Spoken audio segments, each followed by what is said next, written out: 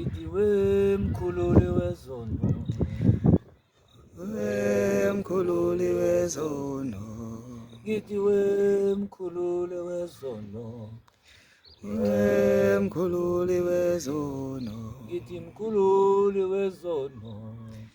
wemkhululi wezono. Hayi, kunjalo kusezoba njalo futhi. Ngimile ngisatsho futhi ngeke ngihlukane nalokho. Ngithi mina ngingugogo logobile usaloka sempondo. Ngithi mina nginkunzi abayikhuza uhlabe ngeke ahlabe ehlaba ngophondo ibuye nodaka hambele emnyambeni insango uhlangothi elizimzile ukhanyela. Lithi hayi khange ndiwudle kodwa ludlile. Ayivunywa lento. Hey, sengikhuluma ipolitiki yokunyaka.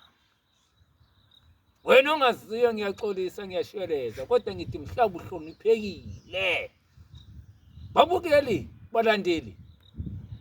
Ngithi mina bayethe kude. Ngithi mina kuhle ukuhlala kwinto ekucendayo.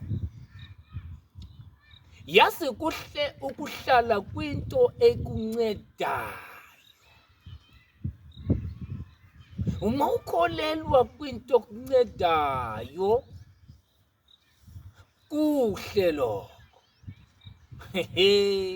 Uthini udokotela? Ngithi mina abantu akabaqaphela ukuthi hey abantu banonkulunkulu baba. Wena unayo wakho. Ubona ukuthi hayi ubona uyaphumelela.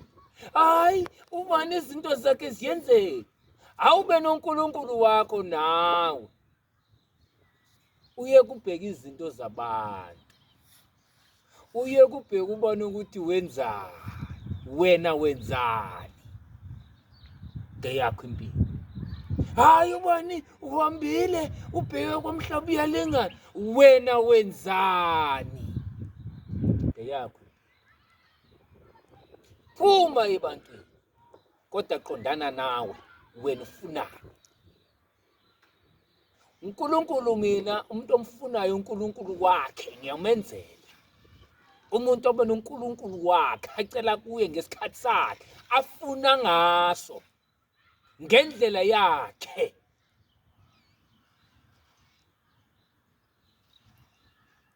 Angikhulumi ngesonto mina ngikhuluma ngoNkulunkulu ohlawula endlini. Hey, yebo izinto zikhona zijulile kodwa ngithi mina adapt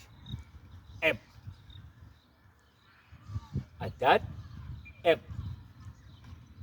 uNkulunkulu wakho momfuna ukhona.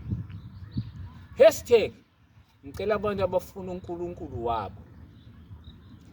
Ngifuna nje umuntu ofuna isithixo sakhe. Yemkhulu mina ngidiniwe leno ngikhathele ngifuna uThixo wami mina ngizothetha naye ngiqondane naye anginike into ngesikhathi sami ngendlela engifuna ngayo manje fast quick. Ngicela nje umuntu othi mina ngidinga isithixo ke manje. Engizokhuluma naso kukhoma live ngithi mina dokotela ngifuna 1 2 3 4 5 sikunikeza. Ngifuna umuntu ofuna amathofo. Ngifuna umuntu omafuna amathofo lax. Ngifuna umuntu hey ama-banana and chips. Hey ngesikhathi sakho esifuna nguwe ngendlela yakho. Ake siphume bukwale ngiyangicela.